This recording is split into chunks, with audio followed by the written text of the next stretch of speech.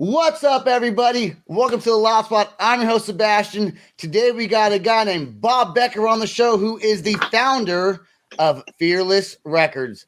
Let's go. Oh, no! Oh, boy! Ah, here it comes! The motherfucking Loud Spot! Before we get the show started, I do want to remind everyone to please subscribe to our YouTube channel. Check us out. We're on all podcasting platforms. I do want to thank Diego from the Asylum Radio Network, Kyler, who's always joining us, Sam, who's in the background pressing the buttons, and the producer of the show, Pantheon Podcast Network. We got to thank everybody. We got to thank everybody on this show. And then Bob Becker, who's joining us, the founder of Fearless Records. Thank you for coming on the show, man. How are you doing? I'm awesome. Another long day. Starting a new label is daunting. Every day I go, why did I do this? But then great things happen, and it's so rewarding. So I remind myself all the time, and artists and all the great things that happen. And then I pinch myself and go, man, I still get to do this. This is pretty freaking awesome. You change people's lives. That's such a cool feeling. I would love to have that. Yeah. Very rewarding. One of the coolest things that I did not realize until recently was I've always been a fan of Punk Goes Pop. Okay. Uh-huh. And in my head, I always think pop goes punk, but it's punk goes pop. And since I was a hell in high school, Diego, probably you remember some of the punk goes pop album. I had I forgot how many volumes there were, but I had so many. Volumes? You had volumes? You just outed yourself. You just outed yourself. Mom, Dad, did you hear it? He did have them. Damn. I had no volumes. I had different volumes and different things. Man, I heard that. So, before we get into what you have going on now, I want to go into Fearless a little bit. And there's some confusion online as to when it started.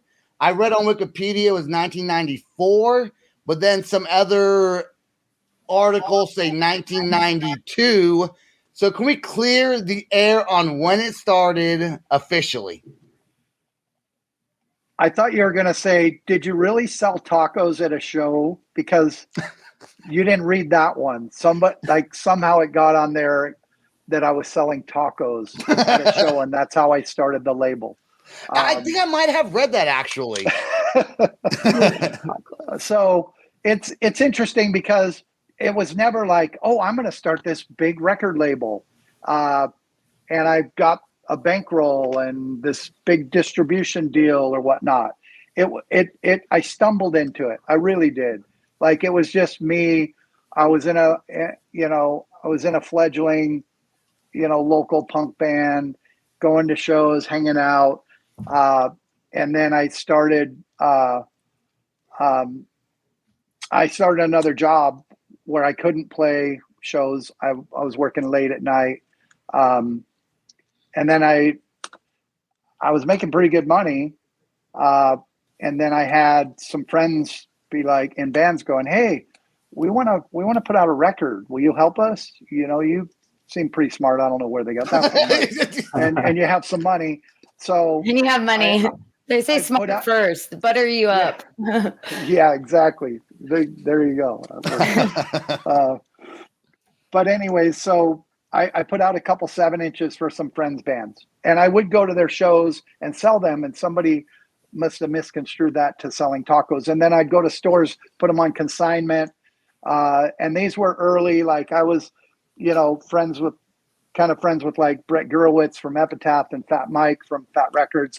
It was kind of during that era, even though I even go back further than that into more of the first wave of punk rock, to some earlier, legit punk bands like Black Flag and TSOL and stuff like that.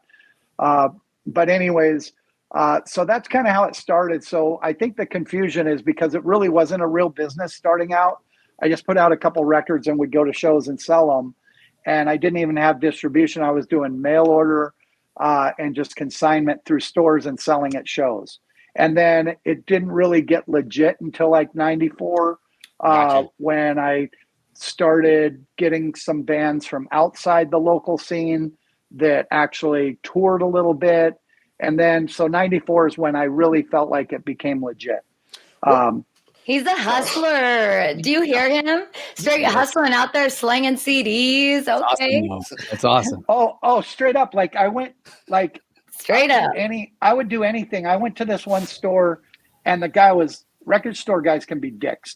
I just gotta say that. Like they're pretentious. A lot of them, like they're know-it-all. They know fucking everything. Mm-hmm. And I went in there and I had these local, these 7-inches. I had 5 of them. I go, hey, I'd like to put these on consignment. The band's playing shows around. And he goes, oh, I've never heard of them. And I go, I know, but can I just put them on consignment? And he's all, well, I don't think so. I don't think they'll sell. And I go, listen, here's 5 records. If you don't sell them, throw them in the fucking trash. I don't care. Here's my business card. Okay. If you happen to sell them, give me a call. And I'll be damned. About probably 2 or 3 weeks later, he called me up. He said, hey, this Bob, yeah, those records, I sold them all, and I'd like to buy some more. And, of course, I did this. Hold on. Fuck yeah. Yeah. I was like, it was on. Right. At that point, I think that moment, I remember it so clearly. It was like, I'm fucking doing this. I just sold 5 fucking records. Yeah. In a record store. Let's go. Not at a show, like giving most of them out for free or like trading beer for them. Like at a fucking record store. So it was awesome. It was great. And like I said, that really charged me. And then even I started doing this mail order, and I'd get 2 crumpled up $2 bills in an envelope with my catalog that I put in a magazine or a little ad, and they would send me a letter. Hey, I want that. And I'm from Scotland or whatever, Germany or whatnot. That was legit. And my other job, I was making a lot of money, but that $2 crumpled up meant more than hell yeah, that was hard work. At what point do you realize, oh shit, I have a legitimate fucking business right now? I need to like get lawyers involved or a group of people besides just yourself. Was there like an aha moment, like, holy shit, I'm doing this for real? When he said, fuck yeah, that was it. That was the moment. No, yeah. I wish. I mean, that was the part of actually. That's the end of the story. He made it. Yeah. No way, girl. That could have went really bad, because then it's like, oh, I can do this. But if I stayed at that level for 10 years, it's like that kid that learns guitar and he thinks he can play guitar, and then he's still in his parents' basement or on their couch because he won't give up, because he just refused. He got enough of a taste of it to where it's in his blood and he believes he can do it, but he's really not doing it. Like if I stayed at that level, that's how I would be, and I would be struggling like hell. So no, I did have to grind, and I worked my other job and put all of that money into the label for a long time. Like probably up until like 90, actually until At the Drive-In. I signed a band called At the Drive-In. Yep. And that's the one that really changed my life. That one really, like, that was like, we used to try to do press. Nobody would want to do any interviews. My phone was ringing on that band. And I was like, oh, this is how it works. They actually call you. The stores call you. The distributors call you. Press calls you. Wow. So that was a whole nother, it's in steps, really. It's progressions of how this thing goes. And it's still progressions for me because it's ever changing. Technology, and all that. I know you had plain white tees? That was another level. That was another, oh my God, like I'm leveling up. This is a whole new place, that I'm going. Kyler, no, right. The Kyler, our co-host. She just like, Kyler?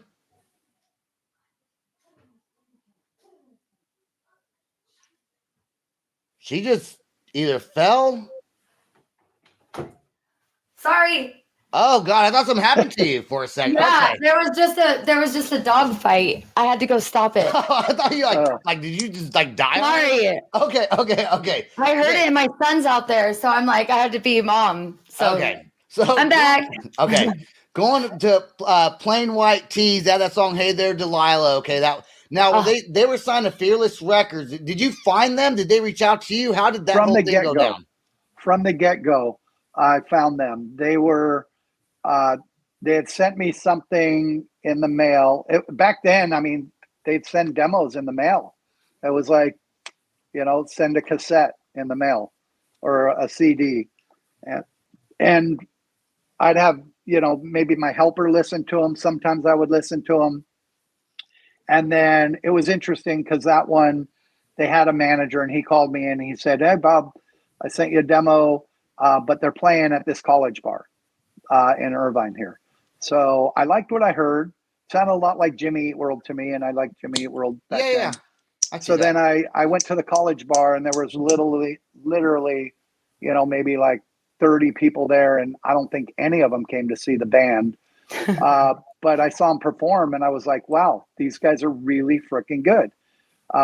And that was it. I mean, and then we put out the album, and then Delilah was like, they were trying to be a rock band, guitars, drums, and everything. And Delilah, it's funny, and I won't go on and on. There's so many stories. But anyway, that song was the only ballad on the album. So we put it as the last track.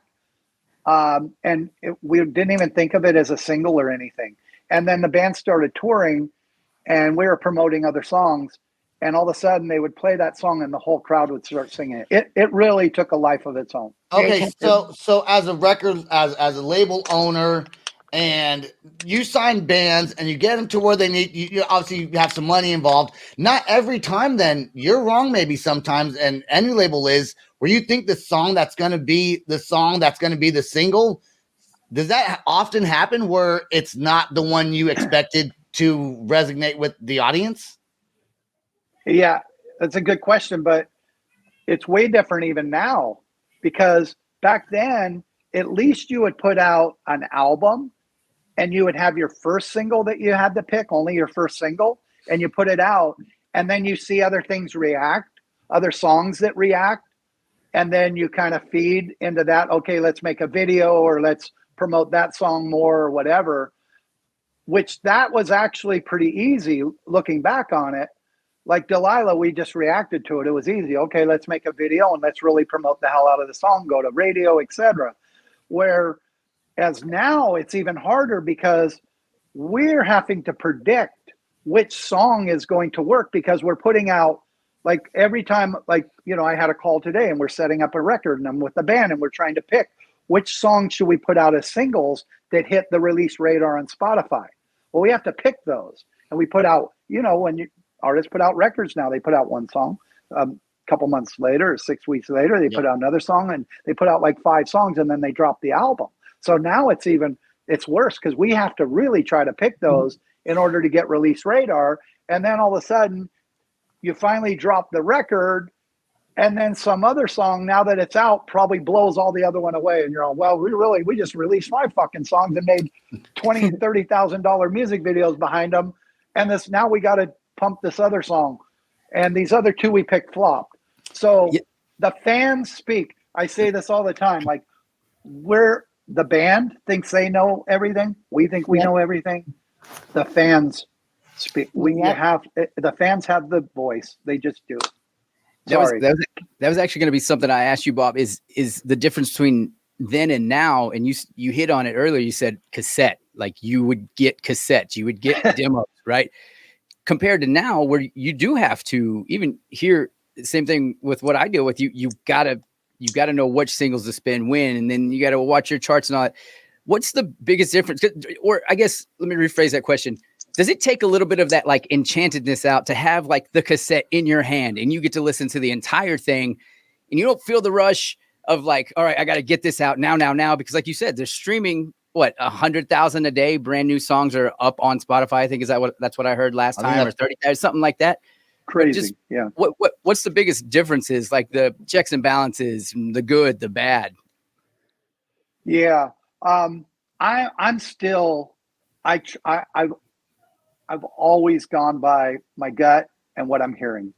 My new partner is a numbers guy, and him and I argue all the time.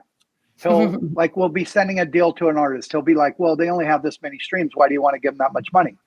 I'll go, because I fucking believe in them. Like, Yeah. to me, just because they have more streams right now doesn't make them a better band than this other band See? that has zero. I love that. Let's go. Hell yes. Like, It will happen. That's just how I've rolled. I'm a gambling person. I believe in, what I'm hearing. And I will have to say, I know this sounds like I'm bragging, but the batting average has been pretty good. It really has. When I really look back, especially compared to some other labels. I remember Rise and Victory, they're signing like a band a week. And I'm like, why are they signing so many fucking bands? And then you look on their website and you see like 100 bands and you recognize 5 of them. Yeah. Whereas with Fearless, some of the best compliments I got is when I'm signing bands or managers again. One thing I like about your label, Bob, is when I look on there, I recognize most of the bands.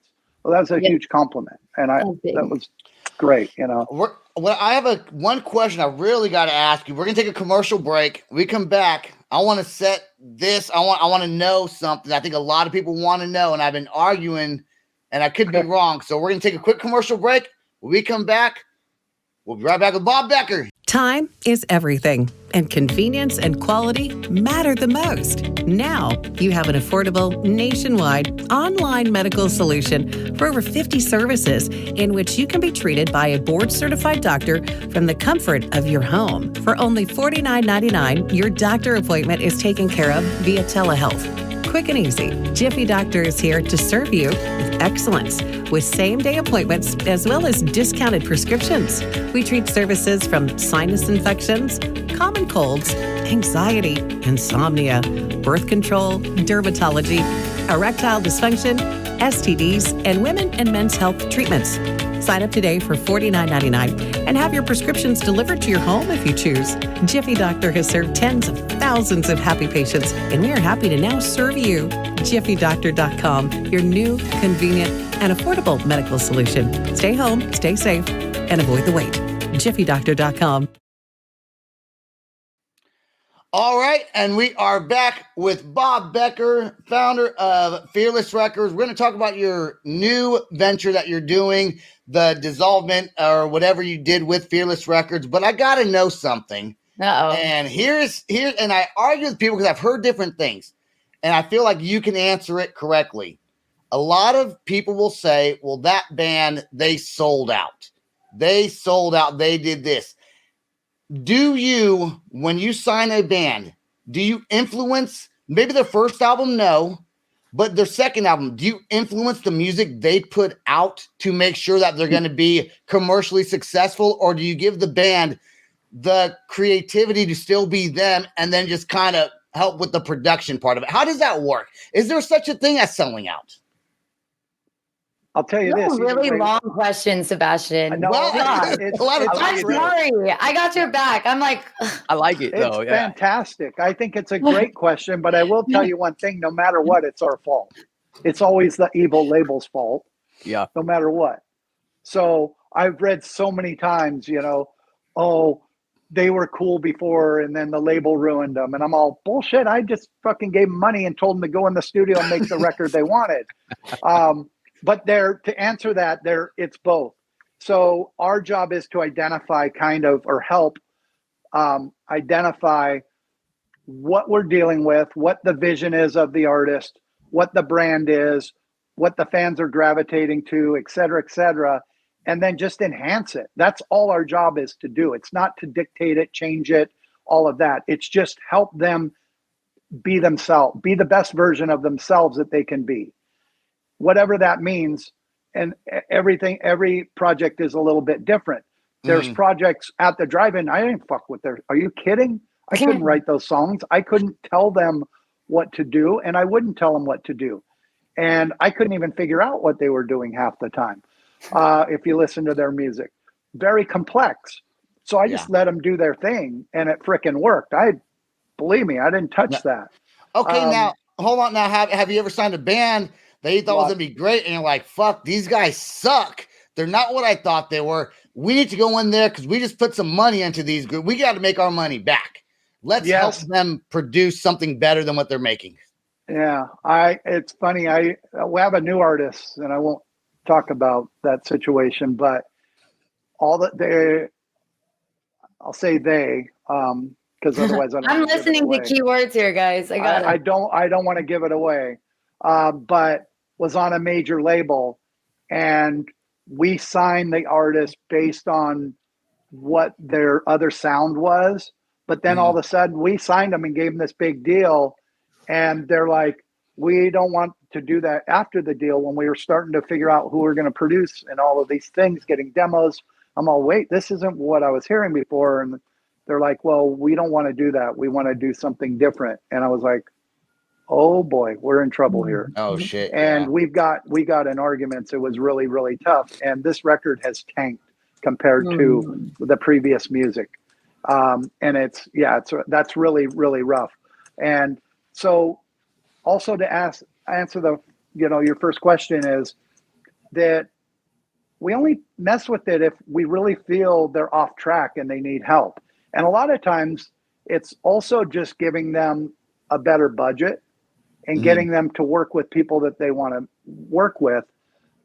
But if you're coming into if you're seeing a lot of times that you like artists' early stuff, I don't know if anybody's ever explained this to you or if you've noticed this on your own, but there's a direct correlation to the fact that artist's first material, I believe, is a long body of work of them maybe even being in their basement or bedroom practicing for years and years, crafting a bunch of songs to choose from, having a certain angst and anxiety and youthfulness and whatever emotions going into that music.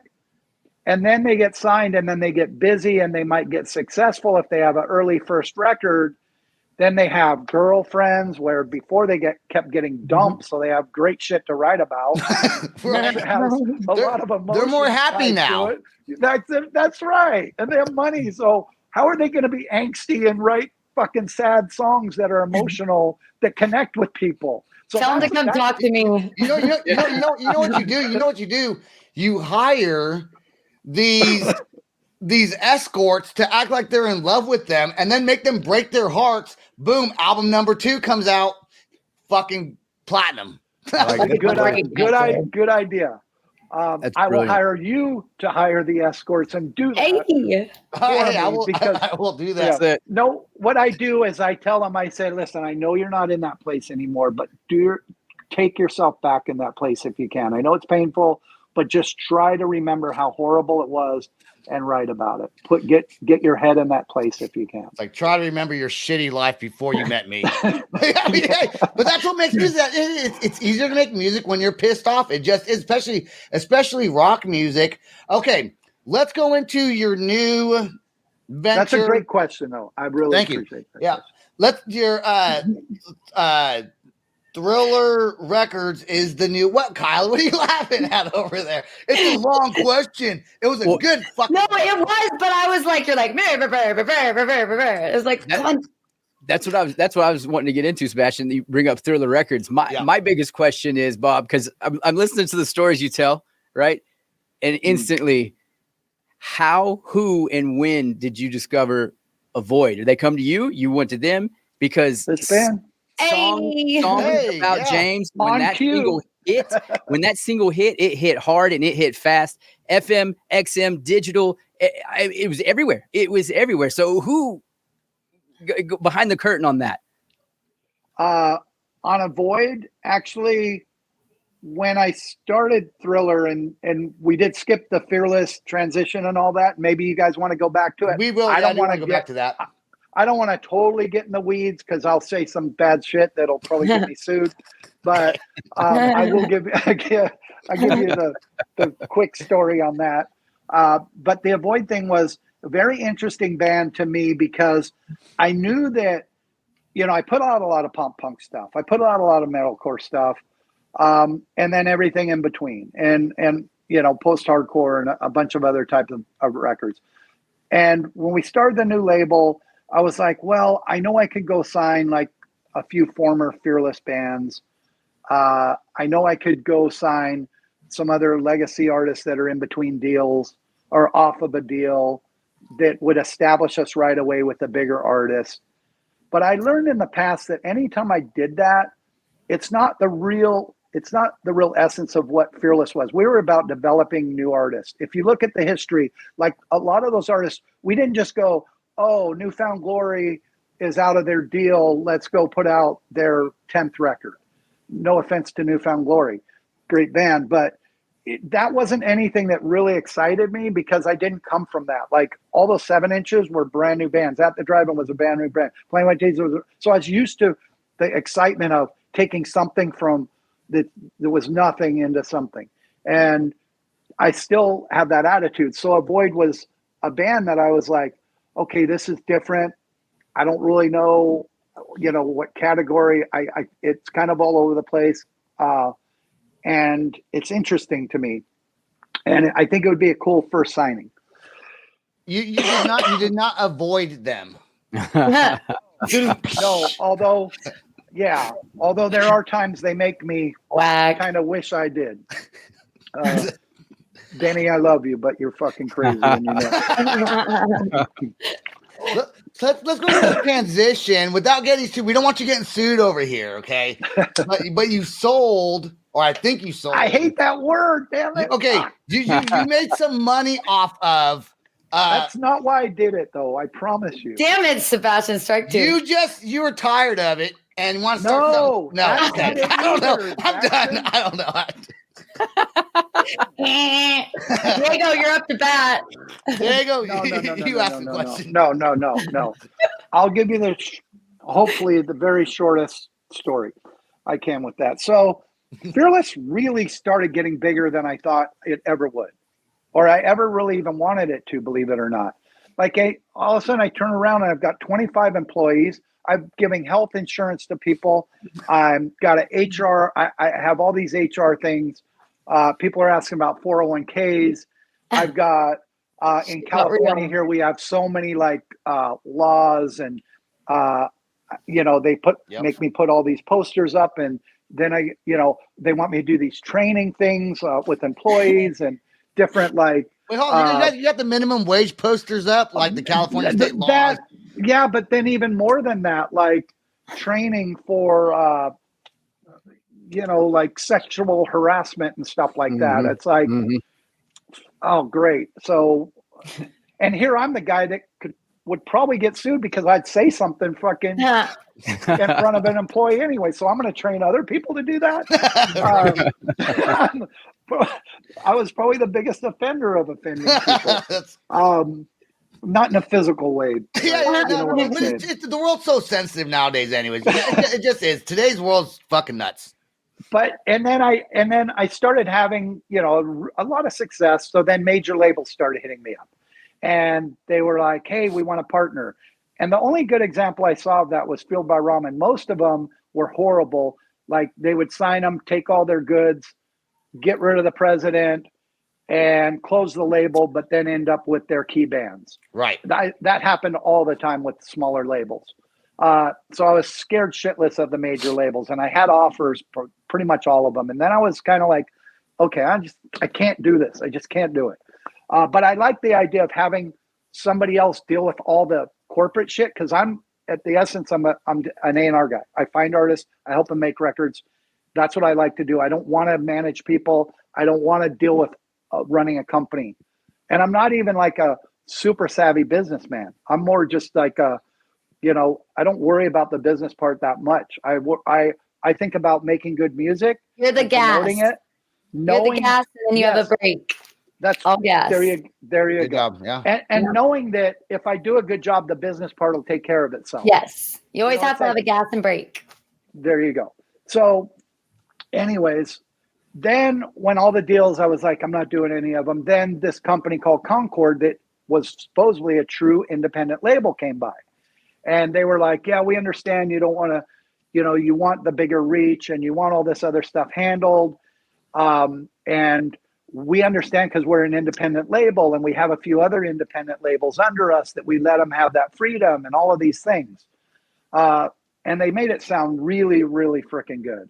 That I can stay in my office, I can keep my own employees, I can keep our identity, do the deals we want to do, sign who we want to sign, do all this stuff, but just have this other arm and international distribution and representation and sync department and all these other bells and whistles, radio that I didn't have to pay for, that I have at my disposal now. And it sounded great. It's like, okay, great. Now I'm putting, I'm going from, just a regular sedan to a fucking Porsche. Yeah. Yeah. So it sounded great for the artist. It sounded great for my employees, the company, the brand, everything, like next level. That's what I saw Fueled by Ramen do. I watched that happen. So anyways, then they bought some other labels at the same time. And next thing I know, things started to change. Yeah. That's where it gets dark. It gets really dark. That's when it gets juicy. That's where Bob, we can't keep your general manager. We don't have a place for him. Well, he's been with me for 15 years. I love him. He's helped me build my company. We're sorry, Bob. We can't keep him. And that makes you feel like shit, doesn't it? Oh, fucking Todd's my guy. I mean, he does a company called Band Builder now. You should interview him. He's a great guy. So he helps baby bands. There you go. But that it started there, and then it just kept going to different. We want to deal with this part of your business, and we don't want you doing this. And by the way, we're moving into a new office, and you got to move out of your really cool office with the pool table and all the TVs and the fucking, and now you got to go in this corporate thing, and now you're in a shoebox, and all your employees have to work in cubicles next to these other people that don't know anything about your music, and they're going to help you even though they know nothing about your music. And we're going to cut your staff and all of these horrible things. And then we want to know how much you're signing that band for. We have to do a meeting called a green light meeting, and we have to green light it in order for you to sign them. And you have to show us all the financials and all the stats. And I go, but I'm a gut feeling guy. Like I just told you guys, that's not my style. If I like it, I want to sign it. Oh, it's excruciating. It was you went from total control to being controlled. Yes, exactly. That's a hard blow to take too, especially when you built this thing up from the ground up. You started the whole thing, you were where you're at, and then you decided, I guess, make that pivot move to something else, which you thought was going to be fantastic. Then all of a sudden it's not what you thought. And now it's already kind of done. The paperwork signed, and then they shit on you kind of. And that sucks, man. Before you get off here, because we're kind of over time a little bit, that's okay though. I do want to ask you, has there ever been a band that came across your table that maybe thought about signing but passed on? Oh, I have that you wish you maybe would have worked with? Yeah, I have two that come to mind. One of them I mentioned, Newfound Glory. That's probably why I mentioned them. Okay. They were unsigned, and they had their manager had come to me, and he was like, "Yeah, they really like your label, and they want to be here." And I was like, "Okay, well, I need a little bit of time with it. I need to listen to it more." And I told him, I'll hit you back. I'm going to listen over the weekend. I'll hit you back Monday. And he goes, okay, because, we have some other people we're talking to and whatnot. I said, okay, no problem. I didn't hit him back Monday. No. I fucked up. And then I hit him back probably like Friday. When the week was, oh my God, I was supposed to call Dave from Newfound Glory. Shit, I didn't call him. I really like what I heard. I need to talk to him. We need to do a deal. Call him on Friday. He's all, Bob, damn it. Why didn't you call me Monday? I thought you just blew me off. We just signed to a label called Drive Thru, brand new label. Oh yeah, that was a big label too, Drive Thru. Yeah, but they were brand new too. Drive Thru. We were around a little bit before them.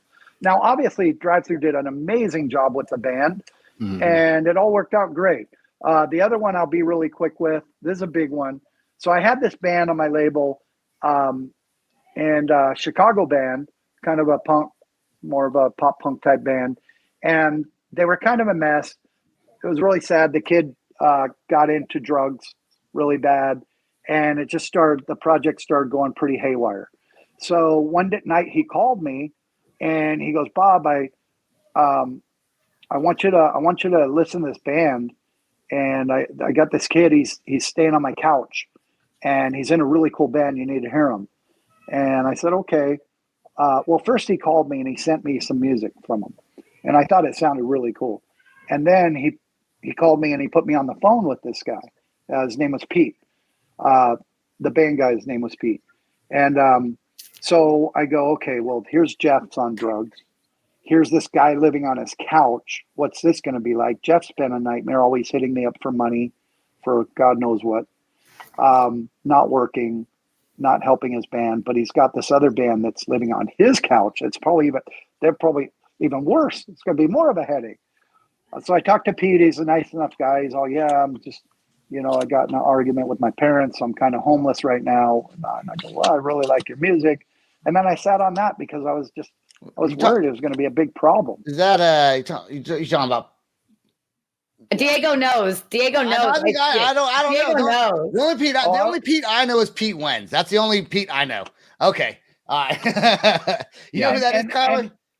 And Yes. He's done interviews stating how he had a falling out with his parents. Fall Out Boy. Fall Out Boy. Thank you very much. Yeah. You don't know who Fall Out Boy is? Come on. It's okay, Kyler. Yes, you do. This is not Uma Thurman. I'm the music expert. Of course I do. Don't listen to Uma? They have a bunch of songs. I want to do some name dropping real quick. Some other bands that you have worked with. You got Plain White Tees, Out of the Drive-In, Portugal the Man. Is that one of them? Was Motionless and White involved with you? Oh, of course. I was their original label, and yes, massive band now. Ice Nine Kills, Pierce the Veil, I Prevail, Wage War. You ushered in the new era of hard rock. I'm going to throw that out there. Whether you take it or not, I'm giving that to you. You ushered in the new era. I think so. Rock. Yes, 100,000. Yeah, and then I did a crazy deal, and it was so hard for me to walk away from that. It was very, very hard, and I've had to let the bands know. And I feel I left them in good hands because before I left, I hired a really good friend of mine as president, who was younger.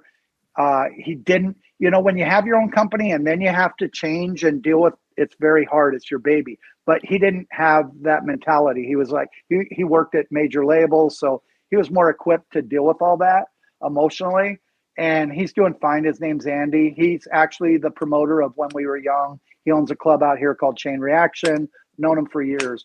So now he's president over there and he's doing a good job. So I feel I left the bands in good hands. Good.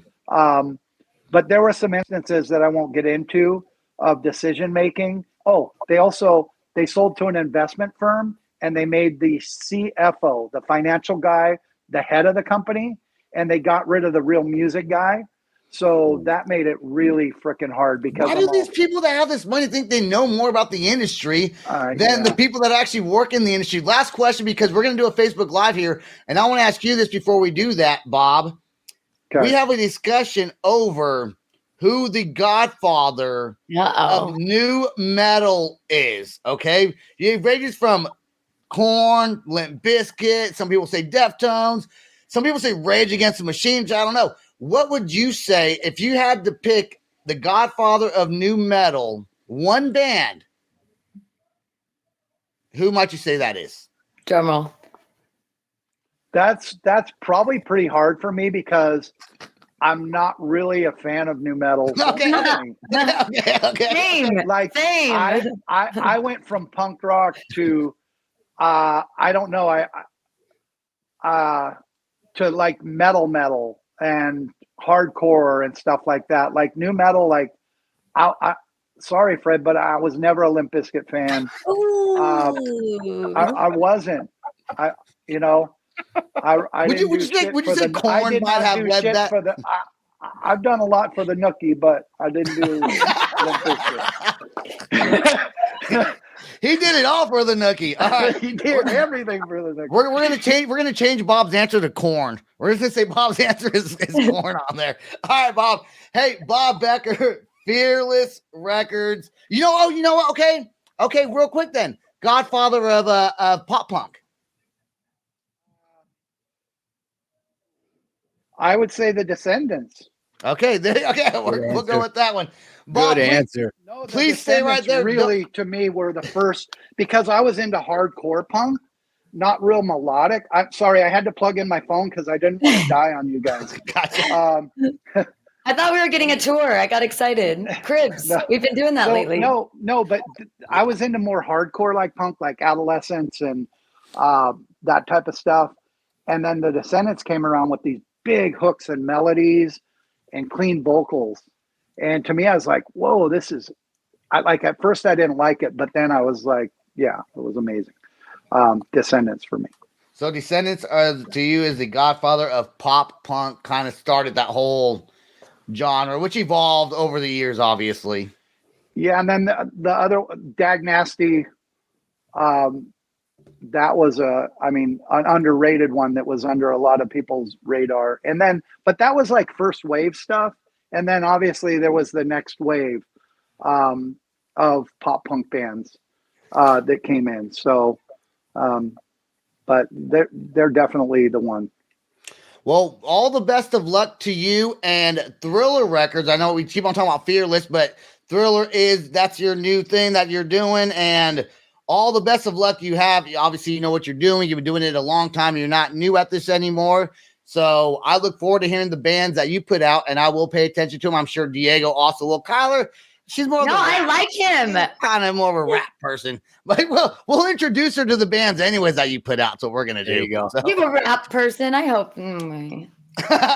Bob awesome. Becker, Thriller Records, founder of Fearless Records. Thriller and then Fearless. Okay, stay right there till after the outro song plays, please. I do want to thank you for coming on the show, Diego, Kyler, Pantheon Podcast, Sam in the background. That's all the time we got. Bob, stay right there.